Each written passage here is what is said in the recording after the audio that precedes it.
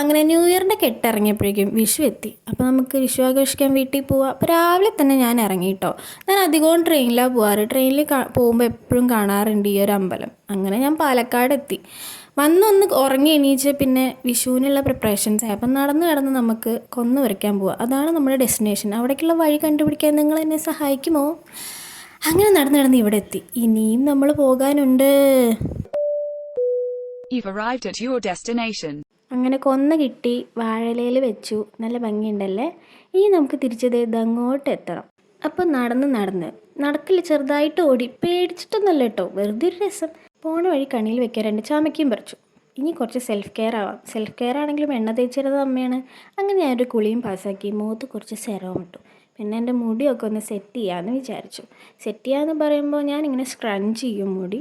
എൻ്റെ മുടി കേളിയൊന്നുമല്ല, പക്ഷേ അറ്റം കേൾസാണ്. അപ്പോൾ ആ കേൾസ് മെയിൻറ്റെയിൻ ചെയ്യാൻ വേണ്ടിയിട്ട് ഞാൻ സ്ക്രഞ്ച് ചെയ്യാറുണ്ട്. പിന്നെ അത് കഴിഞ്ഞപ്പോൾ മാങ്ങ പറിച്ചില്ല എന്ന് അമ്മ പറഞ്ഞപ്പോൾ അമ്മയുടെ കൂടെ മാങ്ങ പറിക്കാൻ പോയി. അത് കഴിഞ്ഞപ്പോഴത്തേക്ക് ഇതേ കണ്ണൻ ഓടി വന്നു, ശങ്കുമായിട്ട് വന്നു എന്ന് പറഞ്ഞിട്ട്. അങ്ങനെ കണ്ണനും ശങ്കും ഒരേ കളിയായിരുന്നു.